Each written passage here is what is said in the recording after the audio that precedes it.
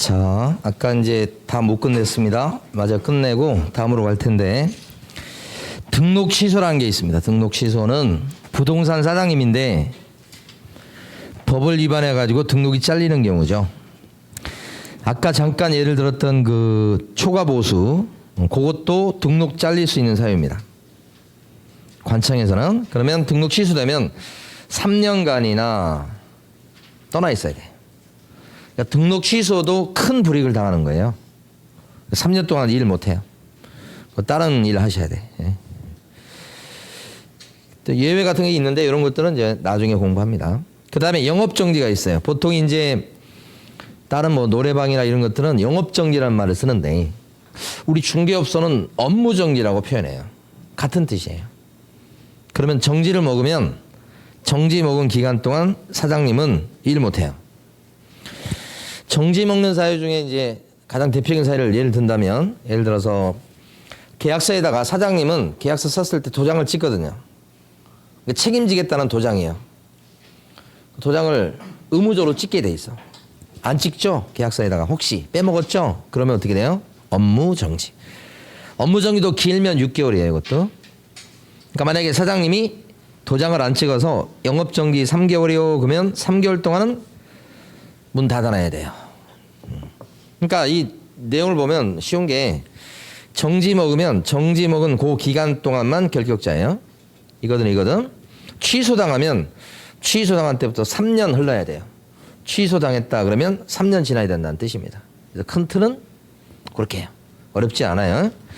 그러니까 여러분 교재에서는 93페이지 제일 아래쪽에 가시게 되면 가로 8번이 있어요. 가로 8번 93페이지 제목에 보면 자격이 취소된 후 3년이 지나지 아니한 자 이렇게 돼 있죠. 그러니까 자격 취소에 동그라미 치시면 돼. 자격 취소 플러스 3년 이렇게. 다음 페이지 가시면 가로 9번에요. 자격이 정지된 자로서 정지 기간 중에 있는 자 이렇게 돼 있습니다. 그러니까 정지의 동그라미, 자격 정지의 동그라미. 정지 먹으면 정지 기간 동안 결격자입니다. 이렇게. 자, 이렇게 하시면 되고, 그 다음에 가로 10번에 가시면 지금 94페이지 보고 있죠. 굵은 줄로 되어 있는 저 제목이 4줄이나 돼요. 다 필요 없고 두째 줄에 보시면 중개사무소의 개설 등록이 취소된 후 3년 나왔죠. 거기만 밑줄. 등록 잘리면 3년 동안 결격자다 이 뜻입니다. 플러스 3년이란 뜻이에요. 둘째 줄만 밑줄 그으면 끝이에요. 나머지 보실 필요 없어요. 그래서 수업 시간에 하는 것만 하시면 되는데 이제 그 또 열심히 하시는 분 입장에서는 막 여기 있는 거 다 아시려고 하는 그런 노력을 기울이시는 경우도 있어요. 제 입장에서 봤을 때는 좀 약간 조금 과도한 노력이다, 헛수고다 생각합니다. 그러니까 여기 수업 시간에 한 것만 딱 알아두시고, 우리가 1월달하고 3월달 이렇게 5월달, 7월달 갈 텐데 1월달 수업할 때 여기서 조금 더 보탭니다. 또 3월달 갈 때 조금 더 보태고 끝입니다, 그게. 그러면 그걸 갖다가 계속 반복해서 돌려보시는 것이 중요하고, 그 이제 최근에 합격하신 분들도 이제 카페에 글 남긴 거 보면 막 다른 선생님 수업을 들었는데 양이 너무 많아서 힘들었다 이런 얘기하는 경우가 있어요. 저는 이제 하여간 자신 있는 게 지금 중개사 그 수업하는 내용 중에서 제일 양을 적게 한다고 생각합니다. 그러니까 어떤 분은 이제 그것 때문에 양이 적어서 이것 갖고 될까 이렇게 하시는데 100번 합격에 나간다고요. 100점 맞을 거 아니면, 그죠? 80점 이상 맞으면 그냥 80점 넘겼죠. 무조건 합격이에요. 그 80점 넘기는 점수는 무조건 나올 수 있는 내용이에요. 이걸 믿고 이것만 반복해서 하시면 합격할 건데, 이제 막 스스로 막 이제 고생길에 접어드시는 경우가 있습니다. 막 이것도 하려고 저것도 하려고. 사람이니까 이해가 돼요. 그런데 제가 지금 여기서 강의를 하는 게 지금 벌써 20년이 넘어가는 그 상황인데, 그동안 시험 문제 변천사나 이런 걸 다 알고 있다고 해요. 그렇게 안 하고 기본적인 것만 이렇게 하고 그걸 반복해서 실수를 갖다 최대한 줄이면 100번, 1000번 합격하는데 왜 고생하려고 할까? 그런 생각을 가질 때가 되게 많아요. 그러니까 고생 안 하고 합격합시다, 이런 뜻이에요. 자, 그 다음에요. 밑에 가시면 가로 11번이 있습니다. 영업정지, 업무정지 처분을 받고 이렇게 나왔죠. 다른 거 필요 없습니다. 지금 96페이지. 96페이지인데요, 지금. 네, 네. 가로 11번 왔습니다. 저 혼자만 왔네, 보니까. 96페이지 가로 11번에서 첫 줄 제목에서 업무정지에 동그라미 딱 치시면 끝이에요. 업무정지 받으면 정지기간 동안 결격자입니다. 이렇게 하시면 돼요. 자, 97페이지 갑니다. 요것을 좀 이해하셔야 되는데 요걸 지금부터 설명드릴게요. 이 중개법인이 있어요. 중개법인이 영업정지를 당했어요. 길게 당했습니다. 6개월. 제일 길면 6개월이에요. 이 중개법인이 개업공인중개사입니다. 그러면 6개월 동안 영업정지 당하면 이 법인은 6개월 동안 문 닫아놔야 돼요. 그런데 그때 그 법인의 임원이나 사원처럼 높은 사람은 같은 기간 동안 결격자가 돼서 일 못해요. 그 사무실에서 일 못하지만 딴 데 가서도 일 못하는 거예요. 그렇게 법을 만들어놨어. 왜냐? 중개법인은 사람이 아니어서 껍데기예요. 실질적으로 중개법인을 지배하고 중개법인의 의사결정하는 사람은 이 사람들이에요. 그러니까 내용물은 이 사람들이에요. 껍데기요. 근데 만약에 여기를 6개월 동안 문 닫게 하고 여기는 풀어놓으면 껍질을 쓰고서 이걸 영업정지 6개월 당했어. 그러면 딴 데 가서 또 일을 하면서 또 껍질을 쓸 거란 말입니다. 그러면 이건 이 사람들은 영업정지라고 하는 의미가 없어요. 중개법이란 껍질을 이용해서 영업정지 받게 만들고 그거 버리고 딴 데 가서 또 법인 차리고 말이 안 되는 얘기예요. 그래서 6개월 동안은 같이 불이익을 당하는 걸로 이렇게. 그러니까 중개법인이 임원사원하고 동급이야, 동급. 요것이 중요하죠. 요걸 좀 이해할 부분이 있어요. 근데 핵심은 뭐냐? 이때도 똑같이 6개월 동안 결격자 되는데 요 임원이나 사원이 바뀐다는 거예요. 그러니까 영업정지 받을 짓을 저질렀을 당시에 임원은 B하고 임원요, C하고 D였는데 막상 영업정지 당했을 때는 임원이 B하고 C하고 갑이 왔어, 갑. 그러니까 D가 어디로 가버리고 갑이 들어온 거예요.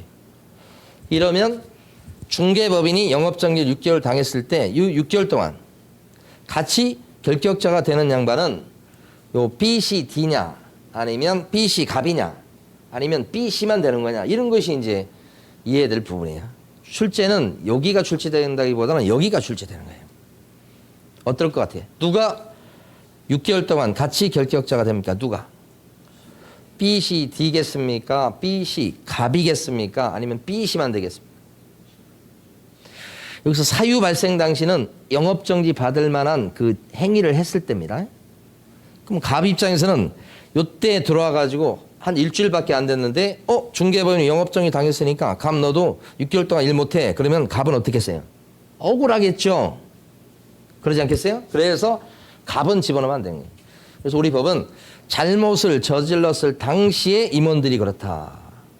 근데 D까지도 결격자가 돼요. 그래서 이 사람이 혹시 다른 중개업소에 가서 일하고 있다. 자기 사무실 차려서 일하고 있다. 그러면 이 사람도 일 못하게 만들어야 돼요. 잘못할 때 있었기 때문에. 그래서 이걸 법에서 정해놨어요. 여러분 교재는 97페이지 보시게 되면 제일 위에 가로 12번입니다. 그래서 첫째 줄 보시면 업무정지 처분을 받은 법인인 개업공인중개사에, 그러니까 중개법인이 업무정지 받았다는 뜻이에요. 업무정지 사유가 발생한 당시에 사원이나 임원이었던 자로서 이렇게 돼 있죠. 거기까지만 밑줄을 보세요. 그러니까 사유 발생 당시에 사원이나 임원이었던 사람이 같이 결격자가 된다는 뜻입니다. 중개법인이랑. 핵심은 형광펜 칠할 것은 사유 발생 당시 여기에요. 처분 당시 그러면 안 되고 사유 발생 당시 맨날 거기 물어봐요. 물어볼 때. 자, 여기까지 했고요. 자, 그 다음에 여기 보면 마지막입니다. 이제 결격서에서 마지막. 이것도 자막 가만히 보시면 중개법인이 있어요. 근데 거기는 아무런 문제가 없어요. 하자가 없어요. 근데 그 법인의 임원이나 사원, 을이 있는데 이 사람이 결격자예요. 파산 선고 받은 거예요. 예를 들어서 파산 선고 받은 사람은 복권되기 전까지는 결격자인 거 배웠죠? 요 임원이 결격자예요. 그러면 임원이 결격자다 해서 거기서 끝나는 게 아니고 이 사람은 일 못하겠죠, 당연히. 그런데 불똥이 튀어. 왜냐하면 이 법인을 임원들이 이끌고 가니까. 그런 사람 중에 한 명이라도 하자가 있으면 한 명이라도 그러면 불똥이 튀어서 법인도 결격자예요. 그렇게 삼아요. 그러니까 임원 중에 그런 결격자가 있다 그렇게 되면 법인한테까지 영향을 준다는 얘기예요. 그래서 여기도 뭐예요? 결격자가 돼버린다. 그러면 중개법인이 결격자가 되는 그런 길은 두 길이 있는 거예요. 중개법인 자체에 하자가 있는 거예요. 예를 들어서 중개법인이 파산 선고 받을 수 있어. 법인 파산이 먼저 많이 이용됐습니다. 중개법인이 파산 선고 받았어. 결격자야, 법인이. 중개법인이 등록이 취소했어. 그러면 3년 동안 중개법인은 일 못해. 중개법인 자체에 하자가 생기는 게 하나 있고 또 하나는 중개법인은 아무렇지도 않은데 임원이 하자가 있는 거예요. 불똥이 튀어서 법인까지 하자가 있는 걸로 바뀌는 경우가 있다. 그게 5번이지. 그래서 밑에 보시면 가로 13번이 있어요. 제목을 보시면 사원 또는 임원 중 결격사에 해당하는 자가 있는 법인인 개업공인회사다 이렇게 돼 있어요. 그럼 이것은 누가 결론적으로 결격자가 된다는 뜻입니까? 누가? 가로 13번은 누가 결격자더라? 법인인 개공이 이 뜻이에요. 누구 때문에? 임원사원 때문에. 결격자인 임원사원 때문에 결격자가 됩니다. 이거 하는 것이 가로 13번이고 칠판에서 5번이지. 다 됐어요. 그러면서 여러분들이 99페이지 딱 넘어가 보시면 99페이지 보면 가로 4번에 이런 결격사유는 중개업 시장에서 일 못하고요. 창업도 못하고요. 취직도 안 되는 사유인데 이런 사람들이 중개사 시험에 응시할 수 있겠냐 이게 문제입니다. 미성년자인데 시험 볼 수 있겠냐 이런 거예요. 볼 수 있을까요? 결격자인데 시험 볼 수 있을까요? 파산 선고 받은 사람입니다. 가끔씩 질문 받은 거예요. 파산 선고 받은 사람은 시험 볼 수 있을까요? 파산 선고 받았으니까 취직이 안 될 텐데 시험 볼 수는 있다. 자격증 따는 것은 뭐라고 하지 않아요. 근데 땄는데 이제 파산 선고 받아서 복권되기 전이라면 취직은 안 되는 거예요. 창업은 안 되는 거지.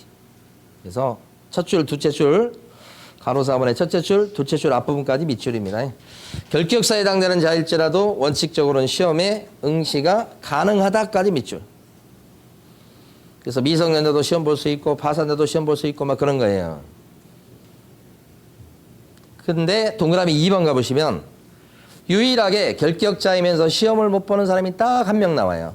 그게 누구냐면 바로 자격 잘린 사람이에요. 동그라미 2번 보세요. 동그라미 2번에 밑줄 그으면 자격 취소가 되고 3년이 지나지 않은 사람은 시험에 응시할 수 없고 또 이 사람은 더 나가서 결격자에 해당되니까 중개업에 종사할 수도 없다. 이렇게 써야지. 이건 예외입니다. 예외라는 건 뭐냐면 원래 결격자도 시험 볼 수 있는 건데 결격자이면서 시험도 못 보는 사람은 딱 이 사람 한 명뿐이에요. 그래서 이제 뒤에 문제를 한번 볼게요. 100페이지 가시게 되면 문제 2번이 있습니다. 밑에 거요. 개설 등록 결격사에 해당하는 자를 모두 고른 것은 그랬습니다. 기억번. 미성년자가 임원으로 있는 법인. 미성년자는 결격자인 건 확실하죠? 그러면 임원이 결격자인 거죠? 그러면 임원이 결격자면 거기서 끝인가요? 불똥이 튀죠? 누구까지? 법인까지. 기억번에서 묻고 있는 것은 임원을 묻고 있는 겁니까? 법인을 묻고 있는 겁니까? 법인을 묻고 있는 거지. 법인은 결격자가 된 거죠, 결론적으로. 누구 때문에? 미성년자 임원 때문에. 니은번. 개인 회생 신청하고서 법원에 인가 여부가 결정되지 않은 공인중개사. 회생 얘기 나왔죠? 회생 신청했다, 회생 개시 결정을 받았다, 회생자라면 무조건 결격자 아닙니다. 이 사람은 정상인입니다, 정상인. 깎아서라도 갚을 사람이에요. 디귿번. 자격 취소된 후 4년이 된 자 이렇게 했죠. 자격 잘리면 몇 년 동안 결격자가 돼버리는데요. 3년이죠. 그런데 4년이 됐어요, 지금. 결격사에서 벗어났겠네요. 네. 자, 리을번. 음주교통사고로 징역 선고를 받고, 징역형의 선고를 받고, 그 형의 집행유예 기간 중인 공인중개사. 또 나왔죠, 이거. 집행유예를 받고 집행유예 기간 중에 있다고 나왔죠. 지금 이 사람 어떻게 해요? 결격자시. 그래서 답은 2번이 돼요. 근데 여러분 이제 결격사에 관련해서 모든 걸 배운 건 아니기 때문에 그 위에 1번 문제 같은 거 푸시면서 좌절하고 그러시면 안 돼요. 일단은 한 계단씩 가야 됩니다. 그렇다고 막 많이 남은 건 아닙니다. 조금만 더 하시면 되니까. 여러분 처음 공부하실 때 예습 같은 거 하시면 안 되고 복습 위주로 하시는데 밑줄 그은 것만 한번 읽고 그냥 넘어가시면 돼요. 나중에 기억이 날 수도 있고 안 날 수도 있는데 기억을 안 나는 걸 두려워하면 안 돼요. 시간 지나면 다 누구든 기억이 잘 안 나. 그래서 이제 1월 달에 다시 하고 또 3월 달에 다시 하고 해서 시험 볼 때까지 여러분들이 공식적으로 하는 것만 해도 한 10번은 할 거예요. 10번. 여러분 개인적으로 공부하는 거 빼고도.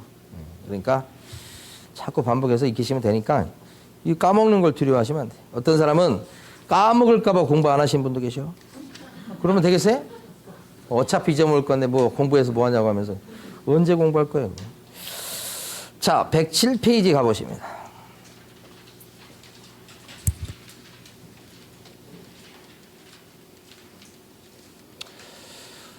제가 이제 좀 설명을 드려볼 게 내용이 많이 있는데, 자, 이거 설명을 드려봐야 돼요. 왜냐면 14조에 나와 있는 중개법인 업무가 올해도 한 문제 나왔고요. 그전에도 보면 매년 한 문제씩이에요.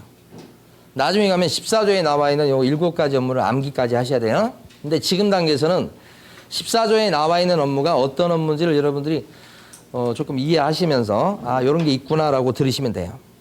그래서 여러분들 어디 보시냐면 108페이지에 가보시면 가로 1번이 있어요. 그럼 가로 1번에 보시면 동그라미 1번부터 오른쪽에 가면 동그라미 7번까지 나옵니다. 눈으로 확인해 보시고 오른쪽에 동그라미 7번이 있어요. 7가지 업무예요. 네. 중개법인은 7가지 업무를 할 수 있는데 칠판에 있는 거 요거예요. 그대로 1번부터 7번까지예요. 그래서 거기 나와 있는 제목들 위주로 보시는데 자, 어떤 관점에서 여러분들이 지금 접근하는 게 좋냐면 유리하냐면 중개법인은 요 7가지만 할 수 있어요. 나머지 못해요. 그래서 시험에서 매년 나오는 거예요. 그런데 여러분들은 자격증 따서 오픈하시면 이거 다 할 수 있어요. 플러스 그 밖에 것도 할 수 있어요. 그러니까 여러분의 업무라고 생각하시면서 지금은 접근하는 게 좋아. 근데 여러분들은 중개업에 대해서 이제 용어할 때 했습니다. 그건 중개업을 기본 업무로 해요. 그 밖에 부업거리로 할 만한 것들이 이렇게 있다는 걸 인식하실 필요가 있어요. 그래서 크게 보면, 그려보면 원래 여러분들은 이 중개업을 본업으로 하시려고 하는 거예요. 자격증 따서. 그런데 중개업 말고 부업거리로 할 수 있는 게 법상은 최소한 6가지가 있다 이거죠. 그러니까 중개법에는 요 중개법인 입장에서는 합쳐서 7가지를 할 수 있다. 이걸 배우는 건데 여러분도 이거 할 수 있어요. 그래서 어떤 부업거리가 있는가를 잘 보시고 여러분들이 앞으로 자격증을 따서 어떻게 할 것인지에 대해서 한번 생각해 보셔야 돼. 중개업은 할 필요가 없어. 용어할 때 했던 거죠. 동그라미 1번에 나와 있는 겁니다. 여러분 교재에서는. 자, 동그라미 2번. 상업용 건축물이라고 나와요. 상가 얘기한다고 생각하시면 돼요. 상가. 뭐 상가 종류 되게 많죠. 뭐 주상복합 상가도 있고 뭐 단지 내 상가도 있고 그런 거 있잖아요. 네, 그래서 상가라고 생각하시면 되고 그 다음에 주택이 있어요. 주택. 뭐 아파트라든지 뭐 이런 거 있잖아요. 원룸, 다가구 뭐 이런 거. 다세대 빌라 이렇게. 다세대 빌라 같은 것도 가만히 보면 이제 성격 다세대 빌라를 갖다 투자하는 건 여러 가지 투자 방법이 있어요. 한 4가지 또는 그 이상 있어요. 예. 최근에 이제 조금 생기는 게 월세 받아 먹으려고 투자하는 방법도 있고 재개발을 노리고 투자하는 방법도 있고 그다음에 좀 오래된 거 리모델링 투자하는 방법도 있고 이렇게 여러 가지 투자 방법이 있어요. 그러니까 이 시장에 가면 그런 도사들이 있어요. 맨날 그거 하는 도사들이 그 주택에 대해서 임대 관리를 해주는데 이 단어가 핵심입니다. 임대 관리. 예. 관리를 대신해 주는 거죠. 자, 예를 하나 들게요. 우리 옛날에 수강생 분이었는데 종로에서 옛날에 수업을 들으셨던 분이에요. 그런데 이분이 홍대에서 일을 하셔요. 근데 1층에 부동산을 하십니다. 빌려서. 부동산 이름도 양지부동산. 흔한 이름 중에 하나죠. 양지부동산. 근데 위 건물이 5층까지 있는데 이 5층 건물주가 일산에 사세요. 일산. 근데 연세가 70대 중반 정도 돼요. 그러니까 그 통건물이니까 온통 그 건물 주인이에요. 근데 1층에 그 사장님이 그 일산에서 하시는 건물주 대신 그 건물을 관리해줘요. 그래서 매달 수도세, 전기세 나오는 것을 다 호실별로 계산해서 다 이렇게 해서 나려고 다 해줘요. 그래서 뭐 관련해서 시설이 좀 어떻게 좀 뭐 고장났다 그러면 다 이렇게 고쳐주기도 하고 불러서 고치기도 하고 다 관리해줘. 그러니까 건물주 입장에서는 나와서 실제 자기가 관리할 일이 없어. 그만큼 잘해줘. 그 다음에 또 혹시 또 3층에 뭐가 또 누가 나갔어. 어떤 점포가 나갔어. 그러면 또 들어갈 사람 구해서 또 자기가 부동산이잖아요. 집어넣어주고. 이런 식으로 관리해 주니까 일산에 사시는 건물주 입장에서는 너무 편하죠. 너무 좋죠. 예? 가끔씩 전화하고 그냥 놀러나 나오시고 이렇게. 그러니까 이렇게 해주니까 그게 임대 관리예요. 그러면 혜택이 뭐냐? 물론 거기서 돈으로 받는 건 하나도 없어. 그러니까 사실 원룸이라 그러면 돈 받고도 할 수 있어요. 근데 이 사장님 같은 경우는 돈 받고 하는 거 하나도 없는데 혜택이 생겨. 어떤 게 있냐면 첫 번째는 1층 상가 부동산, 그 1층 부동산 자리에 대한 월세를 한 번도 안 올려요. 돈을 안 주지만은 월세를 안 올린다고. 건물주가. 두 번째 혜택은 다른 건물주를 또 소개시켜줘요. 그 다른 건물주를 소개시켰을 때 이제 거기서 다른 건물주가 전세 나달라, 월세 나달라 그런 것도 하지만 팔아달라고 하는 경우가 있어요. 보통 보면 건물주하고 건물주는 통해요. 건물주 전화번호 따는 게 쉬운 일이 아닙니다. 근데 다른 건물주를 소개시켜줘. 그래서 막 60억짜리, 80억짜리 그런 건물을 중개를 해요. 중개보수 엄청나겠죠. 그래서 자격증 따고서 원래는 그 사모님이 먼저 했었는데 이 사장님이 또 추가로 딴 거야. 그래서 사무실 2개예요. 홍대 쪽에서. 좀 거리가 떨어져 있는데. 그래서 큰 걸 해요. 큰 걸. 그건 어디서부터 시작한 거예요? 임대 관리부터 시작한 거예요. 그러니까 여러분들도 임대 관리를 전문으로 한다 그러면 중개업 하기가 힘들어요. 그러니까 많이 할 필요는 없고 여러분 주변에 그냥 몇 개 정도 이렇게 하면서 관리해주면 부업으로도 괜찮고 영업할 때도 도움이 된다. 응? 응. 여러분들 꿈을 가지셔야 돼. 응? 단순히 그냥 부동산 사무실만 한다 이렇게 생각하지 마시고.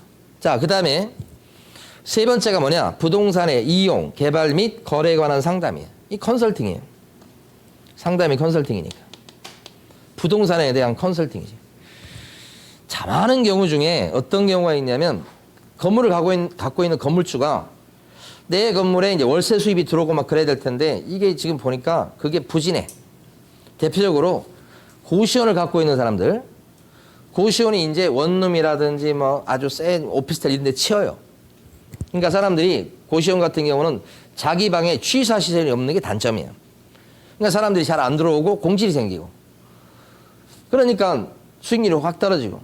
그랬을 때 이제 부동산 사장님 쪽에서는 이제 그런 흐름을 잘 아셔가지고 이 고시원을 원룸으로 개조하자고 하는 거예요.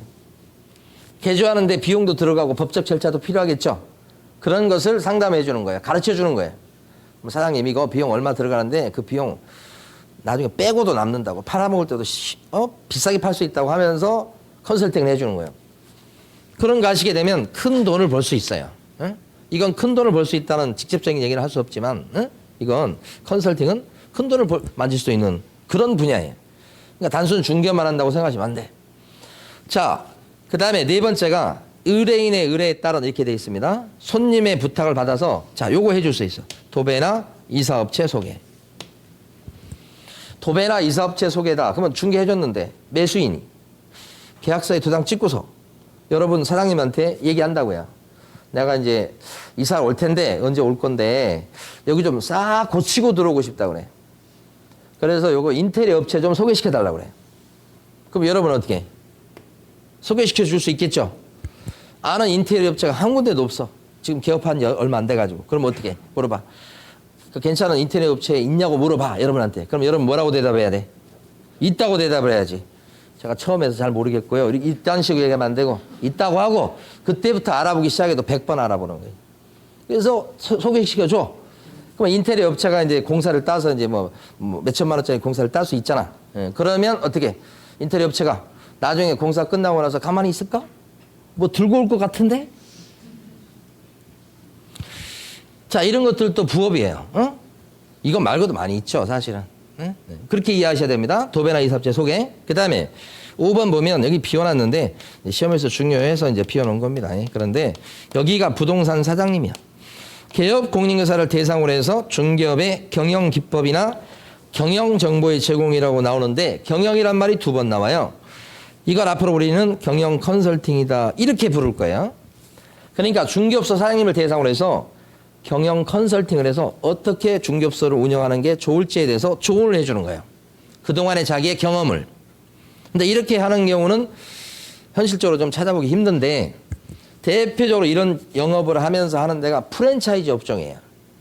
부동산 서브니, 부동산 뉴스니 이렇게 그런 쪽에서는 우리가 부동산 중개업소 운영에 대해서 우리 좀 알려진 브랜드를 간판을 걸고 하십시오. 그러면 누가 처음 하는 걸로 알겠습니까? 그리고 저희가 서식이나 때 관련된 정보 같은 거 드릴 테니까 네, 다달이 얼마씩 내면서 한번 이용해 보십시오. 훨씬 낫습니다. 이렇게 얘기하는 거예요. 그러니까 그런 것들은 이제 일반 여러분들이 나중에 중개법인이 되거나 개인으로서 하기는 좀 그런 거예요. 이건 좀 브랜드 가치가 있어야 되니까 그렇습니다. 근데 이것도 어쨌든 업무에 있어요. 그 다음에 6번에 보면 또 돈벌이가 되는 게 6번이에요. 상업용 건축물 그러면 상가라고 생각하시면 돼요. 그 다음에 주택, 그죠? 이걸 분양하는 것을 대신해 주는 거예요. 자, 보세요. 여기가 여러분 사무실이야. 여러분 사무실이 여기 있어요. 근데 지나다니다 보니까 여기가 공사를 하고 있어, 지금. 그래서 물어보니까 을이라는 주인이, 땅 주인이 원래 단독주택지였는데 헐고 빌라를 올리고 있는 거예요, 지금. 을이 건물주예요. 그러면 이 건물주한테 전화번호 알아낼 수 있도록 해서 건물주한테 접근해야지. 건물주가 찾아와가지고 물건을 맡기기 전에 여러분들이 먼저 찾아가서 이거 나중에 다 지으면 제가 한번 팔아볼게요. 사장님 보니까 이게 건물 8개 올려갖고 빌라를 다 팔라고 목적하고 있는 거야. 팔 생각이에요. 그러면 제가 한번 팔아줄게요. 팔아볼게요. 이렇게. 그러면 안 맡긴다고 그래도 계속 맡기게 여러분 설득을 하셔야지. 그래서 이거 한 채 팔 때 제가 500만 원 정도만 보수를 챙길 테니까 500만 원. 그래서 제가 다 이거 광고도 하고 해서 다 8채 한번 팔아볼게요. 8채 다 팔면 얼마예요? 4천이잖아. 이걸 따는 거예요. 이게 여기서 갑이 이제 분양을 대신해 준다고. 매매를 대신해 준다고. 그러니까 분양 대행이에요. 그러면 손님들은 부동산 사무실이니까 온다고요. 와서 빌라 보러 왔다고 그래요. 그러면 여러분 입장에서는 요 새 빌라를 갖다가 이제 나중에 지어지면 입주하면 좋을 텐데 이걸 소개해 주면 좋겠죠. 근데 마음의 결정을 하게 만들려면 요 빌라만 그냥 달랑 소개하면 의사결정을 못 할 수 있으니까 허름한 빌라를 소개시켜줘요. 일단은. 그래서 일단 좀 실망을 하게. 그리고 2억이라고 얘기를 해. 그런데 여기 새로 짓고 있는 빌라가 있는데 새 빌라가 있는데 2억 4천인데 4천만 원만 더 주면 이거 계약할 수 있다고 얘기하면 이쪽에서는요. 이걸 계약할 것 같아요? 이거 계약할 것 같아요? 그 위에거든. 사람 심리가 그렇거든. 좀 돈을 더 주더라도 새 거 하고 싶거든. 그러면 이쪽으로 자연스럽게 쏠려가는 거예요. 그래서 도장을 콱 찍지. 근데 을이 나서는 게 아니고 뭐예요? 갑이 나서서 대신 계약을 체결해 준단 말이에요. 그래서 8채를 다 팔아주면 4천이 들어오잖아. 시간이 좀 걸리더라도 이게 뭐예요? 분양 대행이라는 거예요. 이러한 분양 대행은 사실은 이런 쪽에서 규모가 있거나 크거나 아니면 이게 분양할 것이 많다 그랬을 때는 동네에 있는 중개업소에 맡기질 잘 않겠죠. 분양 대행 업체가 따로 있어요. 그 분양 대행 업체에 맡겨가지고 하려고 하는 것이 일반적인 경향이긴 해요. 근데 이 분양 대행 업체 중에 보면 가만히 보면 이게 컨설팅 업체들이 많아요. 컨설팅 합니다 하면서 이거 같이 하거든. 그러면 어떤 것도 있냐면 혹시 못 따더라도 여기가 요렇게 해서 분양 대행을 맡겨놓으면 이건 한 채당 1,000만 원씩 먹기로 한 거야. 그럼 이쪽에서는 컨설팅 업체에서는 이걸 또 동네 중개업소에 다 뿌려요. 그러니까 여러분 이걸 안 땄다고 해도 여기서 와가지고 이거 팔아주면 우리가 300 드릴게요, 500 드릴게요. 그래요. 그럼 그거 여기서는 뭐만 해요, 이제? 대신 계약을 하는 게 아니고. 왔잖아요. 이렇게 A, B, C. 그쵸? 그래서 신규, 그러니까 신축 빌라 무료 소개 이런 얘기를 해요. 돈 안 받고 소개시켜주겠다고 막 이렇게 뭐 이렇게 붙여놓잖아요. 간판 이런 거. 그러면 이제 와가지고 빌라 보러 온 사람들이 이 봤을 때 요 사람이 자기가 대행하는 게 아니에요. 여기 가보라고 얘기만 하는 거예요. 물건 몇 개 보여줘요. 마음에 들어 하지 않아요? 저 신축 빌라 있는데 거기 가서 한번 이렇게 구경이나 하세요. 이러면서 요리 사람을 유도하면 여기 실장님이 계셔. 실장님이 아니고 여기 상담하시는 분이 계셔. 그냥 사람만 안 치면 그냥 얘기해가지고 도장 찍게 만들어버리는 사람이 있다고 여기. 계약이 됐죠?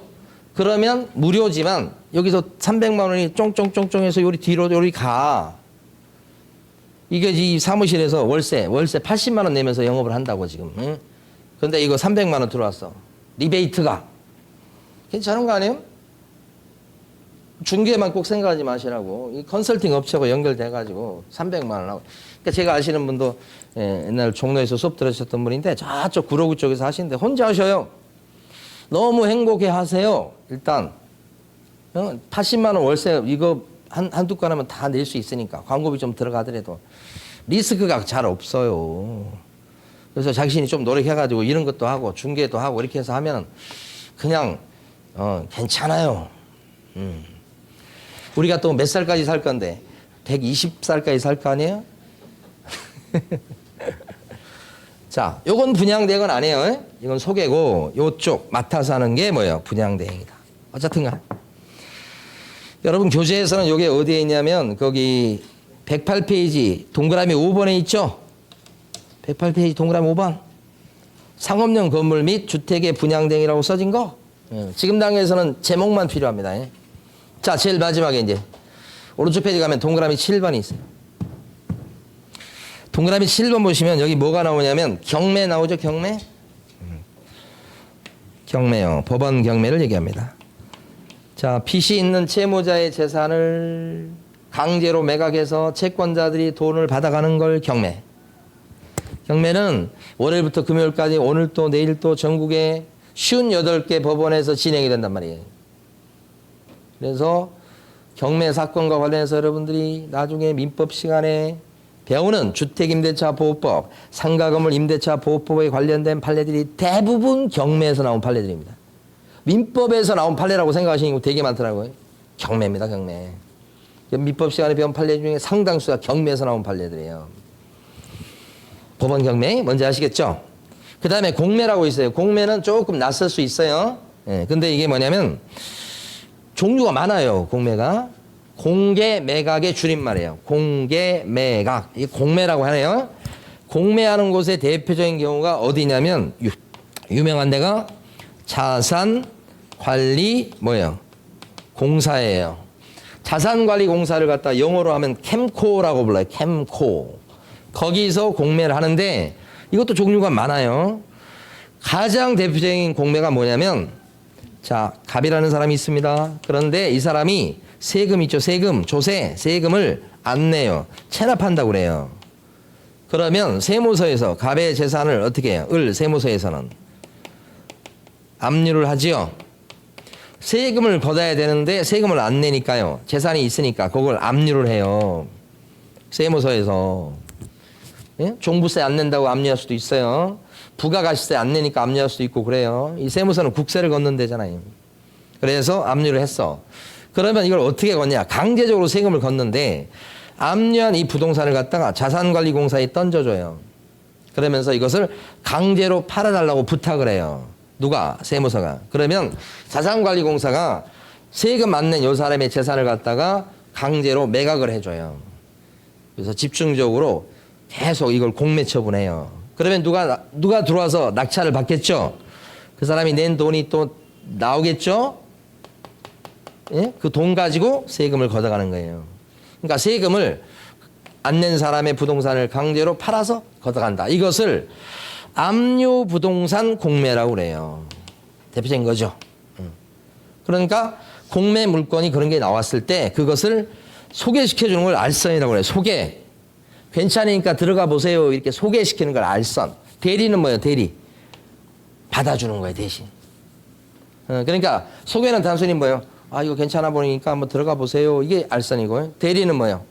나와봐. 이렇게 해가지고 내가 대신 뭐 금액도 정해주고 물건도 찍고 해서 다 절차를 다 대신 알아서 해주는 거예요.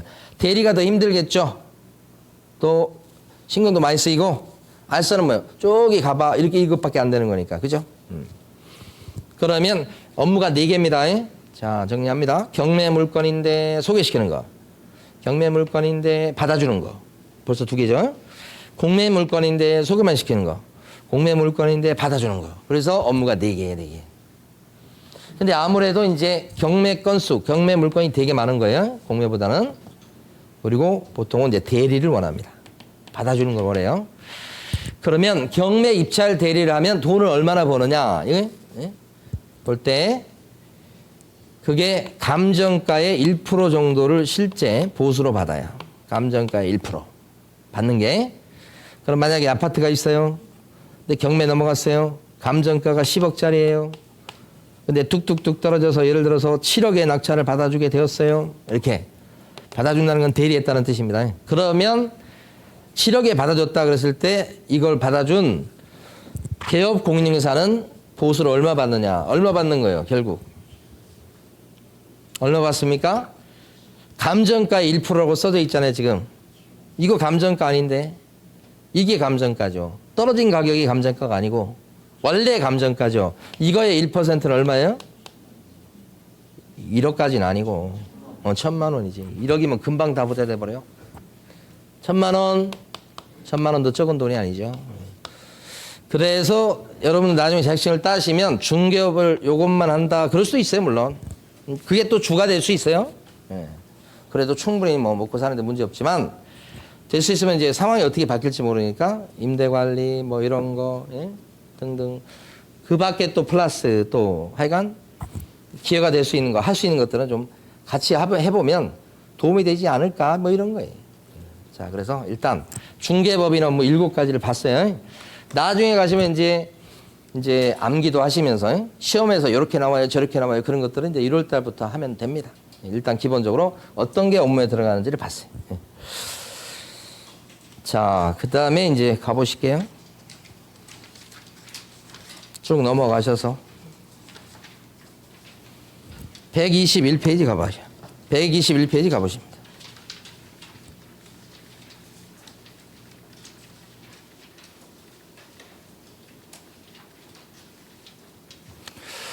사무실 얘기가 나옵니다. 거기에. 중개사무실은 어떤 공간인가? 가만히 보면 부동산 사장님이 일하는 공간. 그죠? 사무실마다 이제 분위기를 다 틀리겠지만 거기 이제 직원들, 또 뭐 직원들이 속을 썩이는 경우도 있죠. 그런데 어쨌든 간에 중개사무실 하면서 직원들이랑 이렇게 저렇게 모임도 하고, 뭐, 예? 이렇게 기념도 하고, 또 조아라 하기도 하고, 이렇게 하면서 이제 분위기가 좋게 잘 끌고 가면 사무실 나가는 것도 참 기쁜 일이고 행복한 일이 되고 그렇습니다. 예, 그러니까 그런 사무실을 여러분들이 앞으로 자격증 따서 만들어내세요. 그러면 그만큼 훌륭한 직장이 어디 있겠습니까? 예, 가서 만났을 때 서로 막 격려해주고 좋다고 그러고 이렇게 하면 좋은 직장인 거예요. 자, 일단 사무실에 대해서 원칙이 뭐냐. 이 원칙 보고 넘어갈 겁니다. 사무실이 한 개만 있어야 돼요. 자격증 가지고 사무실을 낼 때는 다 한 개입니다. 한 개. 그러니까 변호사도 자격증 하나 갖고 사무실 한 개 내야지 2개 낼 수 없어요. 법무사, 세무사 마찬가지. 중개사도 마찬가지.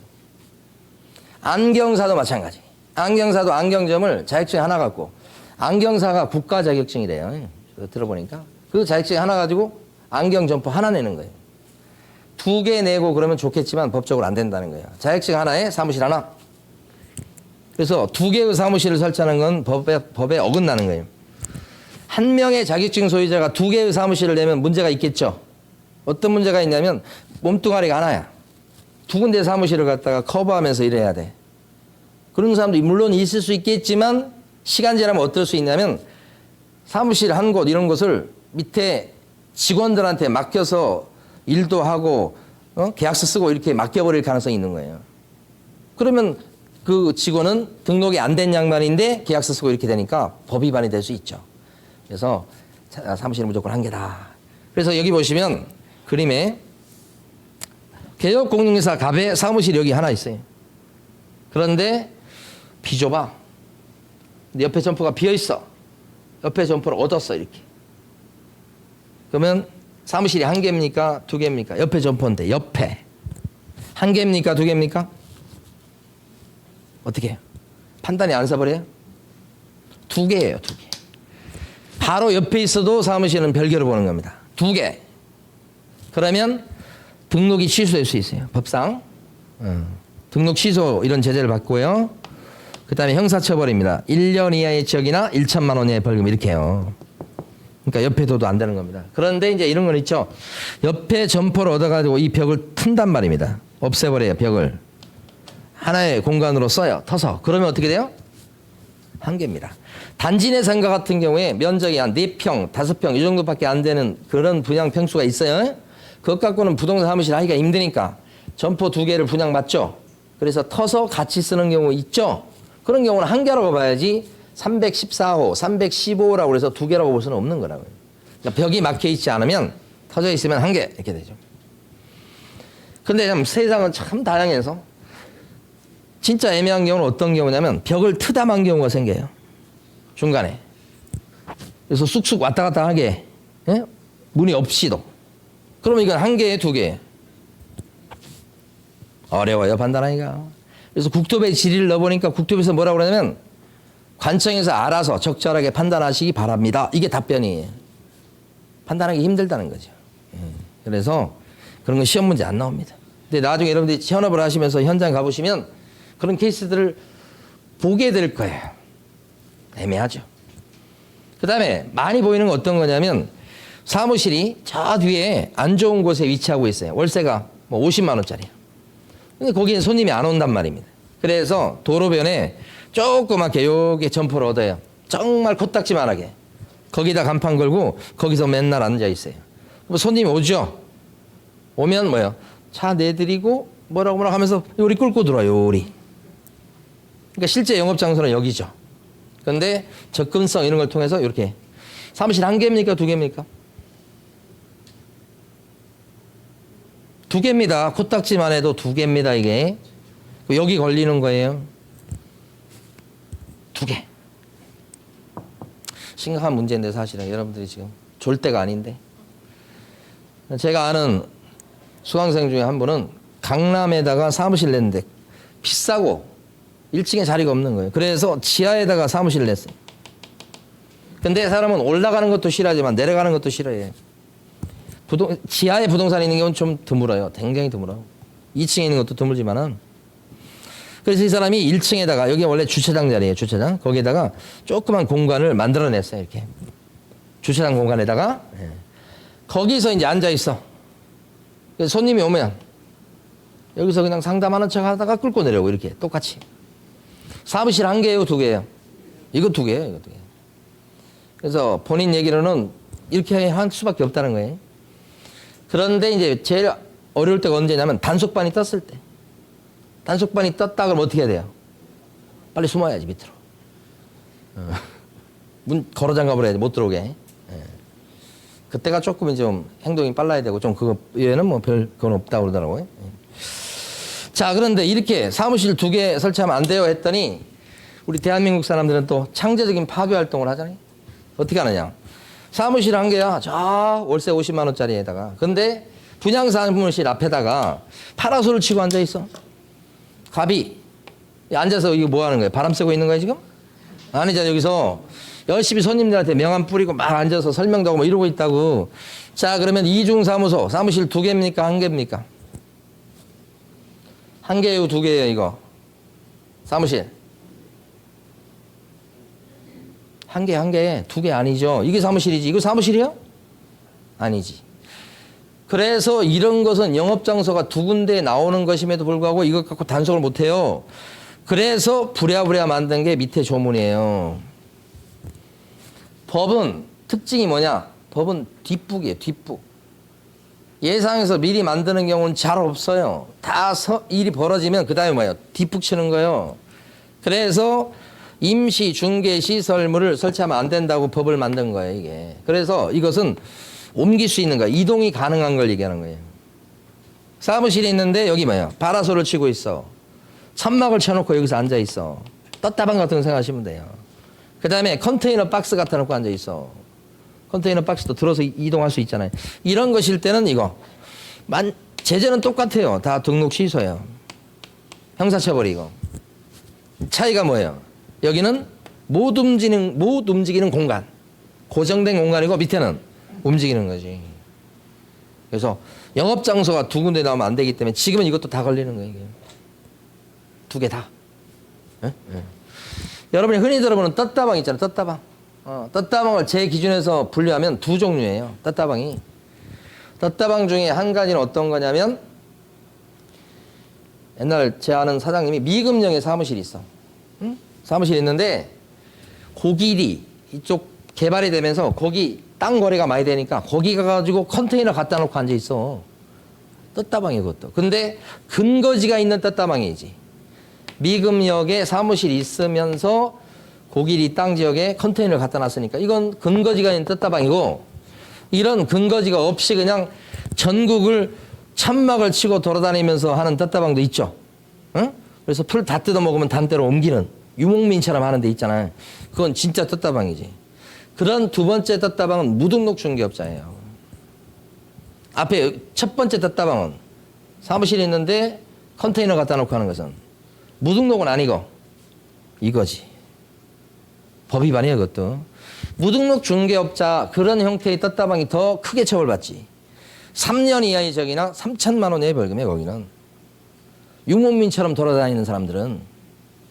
근데 이제 근거지 있는 사람은요, 이거란 말이에요, 이거. 그래서 여러분 교재에 보시면 121페이지 보세요. 위에 회색 바탕 박스가 있죠.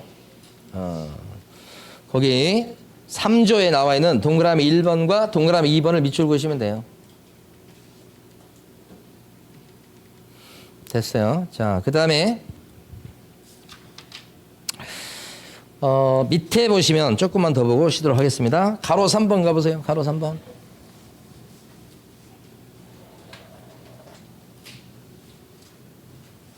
거기 보면 무슨 얘기가 나오냐면 사무소 내부에 게시물하고 나와요. 사무실에 가면 막 걸려있는 것들이 있죠. 사무실 가서 구경해 보시면 막 이것저것 걸려있잖아요. 걸려있는데 가만히 보니까 어떤 게 걸려있던가요, 여러분? 뭐 일단 가서 쭉 보니까 그냥 대충 봐도 제일 먼저 걸려있는 거 등록증이죠. 없어, 등록증. 이렇게. 그래서 거기 가로 3번에 동그라미 기억번이 등록증 원본 이렇게 돼 있잖아요. 손님 입장에서 봤을 때 이 사람이 무등록 중개업자 아닌가, 등록된 계곡 맞는가, 이걸 확인할 수 있으려면 등록증 걸려 있어야 되겠죠. 원본을 걸어놔야 됩니다. 4번 걸어두면 안 돼요. 그 다음에 니은번 보시면 자격증 걸어놔야 돼. 자격증 따가지고 일하는 사람인지 아닌 사람인지 확인할 수 있게끔 동그라미 니은번이 있잖아요. 지금 121페이지 제일 끝줄인데 니은번 121페이지 제일 끝줄에 자격증, 이것도 뭐예요? 원본. 근데 중요한 것은 직원의 자격증도 걸어놔야 됩니다. 밑에 있는 직원, 사장님 것만 거는 게 아니고, 그게 포인트. 자, 다음 페이지 가시면 또 걸어놓을 게 보증 설정 증명 서류예요. 동그라미 디귿번. 우리는 앞으로 이걸 갖다가 줄여서 보증 서류라고 하자고요. 보증 서류인데 가만히 보면 저희 같은 경우는 이제 서울 보증보험에 들었기 때문에 보험 증서를 걸어놨어요. 보험 증서. 근데 협회 공제에 가입하는 경우도 상당수예요. 협회 공제에 가입했을 때는 공제 증서라고 있어요. A4 크기 정도로 나와요. 액자 속에 보통 넣어서 걸어놔요. 이건 중개사고에 대비해서 1억짜리 보험에 들었다는 증빙 서면이에요. 그러니까 손님들한테 안심하세요. 사고 나도 여기서 물어주게 돼 있어요. 걱정할 필요 없어요. 이거 얘기하는 거예요. 그래서 공제 증서나 보험 증서를 걸어놔야 되겠다. 사무실 가실 때마다 혹시 그런 게 걸려있나를 확인해 보시라고.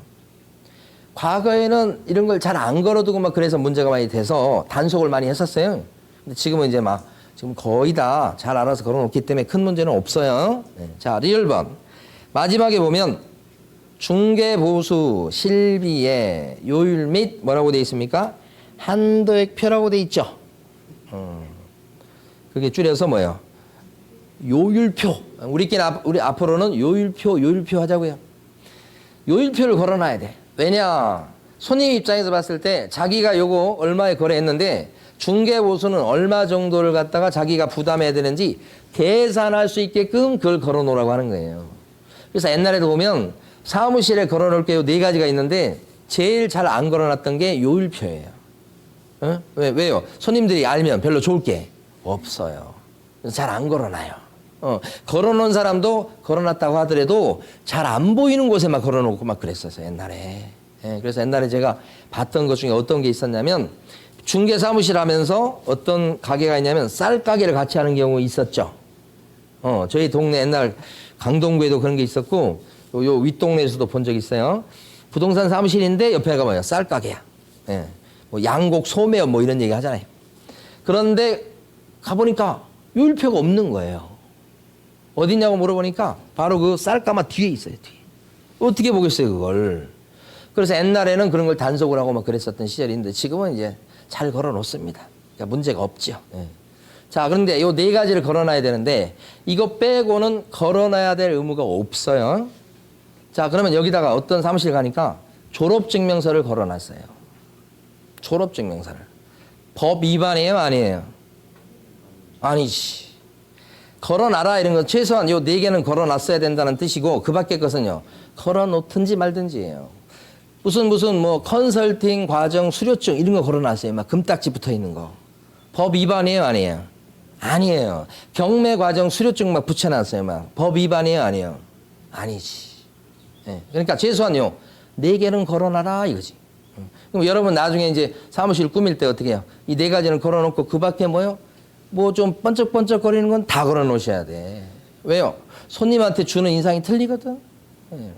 제가 옛날에 한 번은 이빨이 막 진짜 빠질 듯이 아픈 거예요. 그래서 학원 밑에 치과가 있어. 이름도 있지도 않아요. 보스턴 치과야.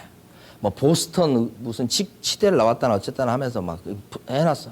갔더니만 그 사무실 안에 기다리는 동안에 쭉 보니까 막 무슨 막 번쩍번쩍한 거 다 붙여놨어요. 막. 그래서 이제 이 사람이 유명한 사람인가 보다 이렇게 생각했죠. 갔더니 이제 이 아픈 걸 보여줬어. 보여줬더니만 딱 이렇게 보더니만 빼야 되겠대. 근데 너무 아픈 거예요.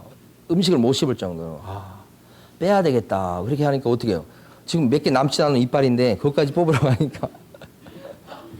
요새는 치과 가기만 하면 다 그냥 임플란트 하라고 막 뽑아 제끼는 거잖아요. 그래서 좀 생각해 보고 올게요. 그리고 이제 와가지고 다른 학원 옆에 있는 치과를 간 거예요. 예? 치과 가가지고 딱 보였어. 그랬더니 이렇게 아프다고 진짜 뭐 흔들려요, 막 이가. 근데 그분이 이제 병명을 얘기해 주는데 풍치라는 거예요. 풍치. 풍치란 얘기는 들었지만 제가 풍치인 건 생각도 못 했죠. 그냥 거기가 완전히 이빨이 다 없어진 줄 알았죠. 근데 나중에 보니까 풍치래. 어떻게 치료하냐고 그랬더니 이렇게 한번 해보자고 하면서 위하고 아래가 안 맞아서 그럴 수 있다는 거예요. 그래서 풍치원이 여러 가지가 있는데 그 위아래를 이렇게 갈아서 없애더라고. 그래가지고 이거 한번 약 먹고 한번 기다려보자고 그런 거야. 근데 그 다음날부터 안 아파요. 그 다음날부터. 그 보스턴 치과 어떤 치과예요 그거? 아니 그냥 뭐 아무것도 모르는 거잖아요 지금. 너무 화가 나더라고요. 그 보스턴 치과 앞에다 써붙여 놓고 싶더라고 막. 풍치도 못 알아봐요 막 이렇게.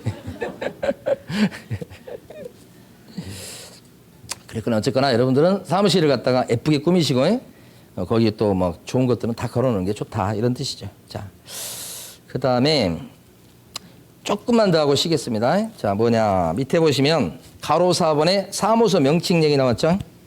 좀 해볼게요. 간단합니다. 자, 여기까지 하고 쉴 거예요. 근데 사무소 명칭이 뭔가요? 명칭, 상호. 여기 쓸 때마다 기분이 좋네요. 상호. 명칭이 뭐예요? 상호. 중개업소 상호는 다양하기도 하고 흔하기도 해요. 그러니까 상호를 쓸 때 이렇게 쓰십시오 이 뜻이에요. 상호예요, 상호. 그러니까 여러분들이 지금 1년 동안 하실 게 있어. 제가 해보면 부동산 명칭 상호 짓는 게 어려워요. 되게 어려워요. 보면 상대방한테 좋은 인상을 줄 수 있어야 되고 약간 조금 세련된 맛도 줘야 되고 또 한번 들었을 때 잊지 않아야 되고 이런 여러 가지를 좀 충족시켜야 된다고. 이게 쉽지 않다고. 그래서 1년 동안 한 달 안에 지어내라 그러면 힘들어요 여러분. 어차피 사무실 갔다가 낼 거면 상호를 지금부터 잠이 안 올 때마다 한 번씩 상호를 생각해 보세요. 그래서 제가 이제 최근에 마음에 들었던 상호 중에 하나는 뭐냐면 못했어요. 결국 못했긴 했는데 상호 중에 하나가 뭐냐면 상상 부동산 이런 거 보셨어요? 흔한 상호는 아니죠. 상상. 마음에 안 드세요? 어쩔 수 없고. 싱싱 어때요? 싱싱. 싱싱. 아주 싱싱한 그런 무슨 느낌이 들지 않아요? 싱싱. 그러니까. 여러분들 지으시라고. 마음에 드는 거. 저는 옛날에 지금 나오지만 황소 이거 마음에 들어 했었거든요. 그런데 안 되겠더라고 이거. 일단 우직한 황소, 고집센 황소 이런 느낌이에요. 그리고 너무 시골틱해. 안 좋아 이건. 이건 지면 안 될 것 같아. 자, 그런데 어쨌든 상호를 쓸 때 법에서는 요구할 때 공인중개사 사무소란 문자가 들어가거나 아니면 부동산 중개라는 문자가 들어가거나 둘 중에 하나의 문자가 들어가게끔 쓰십시오. 이거예요. 상호를 쓸 때. 그러니까 이거 외에 뭐 싱싱이 들어가든 뭐가 들어가든 좋은데 요 글자는 꼭 들어가야 된다. 아니면 이 글자. 옆에서 행운 공인중개사. 행운이란 말도 되게 많이 쓰죠. 행운, 행복 되게 많잖아요. 행운 공인중개사라고 쓰면 돼요, 안 돼요? 안 됩니다. 왜 안 됩니까? 이 말이 꼭 들어가줘야 돼요. 사무소란 말이. 끝에 사무소란 말이 없어서 그래요. 없어서 그래요. 그래서 틀렸다. 여기 사무소 집어넣으면 돼요. 나중에 이제 여러분들이 전화 작업하거나 그랬을 때는 요것만 부릅니다. 요것만 사실은. 그러니까 세 글자 별로예요. 두 글자 불러야 돼. 자, 여기 행운인데요. 이렇게 해서 통해야 돼요. 여기 싱싱인데요. 이렇게 해야 돼요. 여기 상상인데요. 이렇게 한다고. 실제 일할 때는.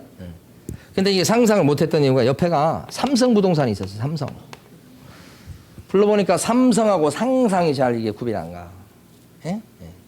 그래서 이제 이걸 결국 못 썼죠. 근데 어쨌든 그 다음에 이제 여기 보면 황소부동산 이렇게 쓰면 돼요, 안 돼요? 쓰면 안 돼요. 뭐가 들어가야 돼요? 중개란 말이 들어가줘야 돼.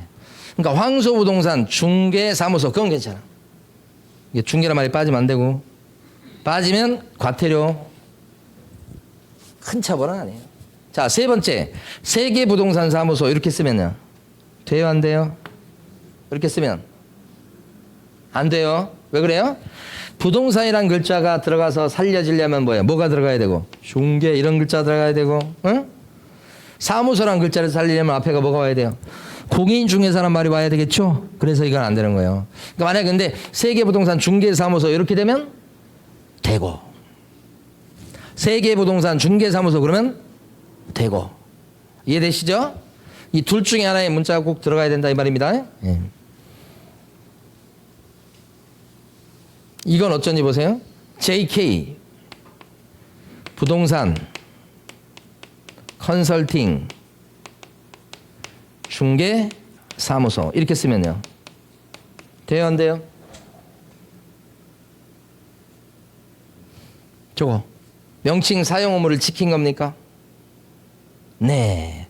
떨어져 있어도 괜찮아요. 부동산 중개. 나머지는 있든지 말든지 이런 뜻이에요. 그러니까 최소한 어떤 글자가 들어가야 돼요? 부동산. 들어갔으면 돼요. 떨어져서 들어가도 오케이. 실제 상호예요. 자, 신림동 쪽에 있어. 그럼 지나다닐 볼 때마다 JK가 뭘까? 뭐 좀 세련돼 보이잖아요. 나중에 그 근처 사장님들한테 얘기 들어서 정 씨하고 권 씨래요. 별거 없더라고. 계속 보면서 저게 뭘까? 저게 무슨 뜻일까? 했는데 알고 보니까 정 씨하고 권 씨. 자, 부칙에 나와 있는 계고 이분 어떤 사람이죠? 복덕파 할아버지. 자격증 있어요, 없어요? 자격증 없으신 분이요. 그러니까 상호를 쓸 때 공인중개사 사무소라는 글자가 들어가겠으면 안 되지. 자격증 없는 사람이니까. 그러면 어떻게 쓰란 얘기예요? 방법은 둘 중에 하나밖에 없으니까. 이렇게는 못 쓰니까. 이렇게 써야 되겠죠? 그러니까 만약에 부칙계공인 할아버지인데 현대 공인중개사라고 쓰면 되겠어요, 안 되겠어요? 자격증도 없는데 안 되죠. 이거 못 쓰는 거죠. 자, 부칙계공인데 대일 부동산 중개인 이렇게 쓰면 되겠어요, 안 되겠어요? 이렇게 쓰면 되겠어요, 안 되겠어요? 이렇게 쓰면 되죠, 되죠. 부동산 중개라는 글자가 들어가 있으면 된다니까 그러네. 뒤에가 있든지 말든지 나머지는 뭐 있든지 말든지. 그래서 되는 겁니다. 원래 그렇게 쓰라고 그랬잖아요.